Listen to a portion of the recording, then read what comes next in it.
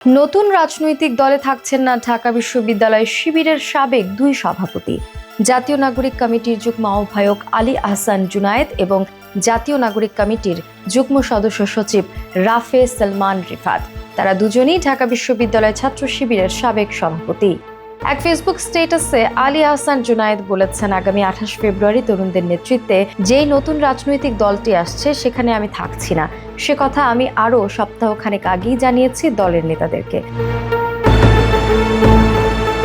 বৃহত্তর ঐক্যের স্বার্থে ও জাতির নজর নতুন দলের ওপর নিবদ্ধ রাখতে নীরবতা বেছে নিয়েছিলাম, কিন্তু চারপাশের গুঞ্জন থামছে না, তাই স্পষ্ট করে রাখছে। তিনি বলেন, বারবার বলার পরও যদিও হয়নি, তবুও চাই গণতান্ত্রিক প্রক্রিয়ার যথাযথ অনুসরণ ও ইনক্লুসিভনেস এই দলের বৈশিষ্ট্য হোক। দুঃখজনক বাস্তবতার মুখোমুখি হওয়ার পরও ট্যাগিং ও ট্যাবুর রাজনীতি থেকে মুক্ত হয়ে নতুন ধারার রাজনীতি এই দলের মাধ্যমে শুরু হোক, এই প্রত্যাশাই করি। জুনায়েদ আরও বলেন যে আগামীর বাংলাদেশ বিনির্মাণের জন্য অভ্যুত্থানের নেতৃত্ব দানকারীদের নেতৃত্বে রাজনৈতিক দল দেশের স্বার্থেই প্রয়োজন। নতুন এই রাজনৈতিক দলের প্রতি আমার দোয়া ও শুভকামনা রইল। জনগণের আকাঙ্ক্ষা অনুযায়ী সততা ও ন্যায়ের পথ থেকে বিচ্যুত না হোক এই দল।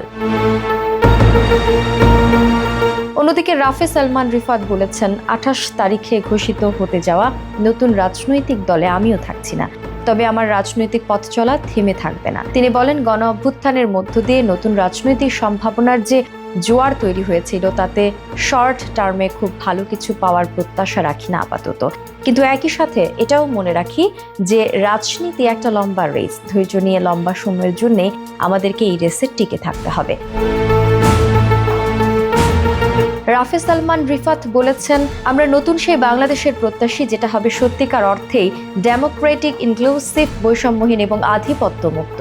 ঐক্যবদ্ধতা ও মধ্যম পন্থাই হবে আমাদের শক্তি। দুর্নীতির বিরুদ্ধে আমাদের জিহাদ চলবে, আঞ্চলিক আগ্রাসনের বিরুদ্ধেও আমাদের লড়াই চলবে। বাংলাদেশের মানুষের অর্থনৈতিক মুক্তির জন্য আমরা জান দিয়ে লড়ব।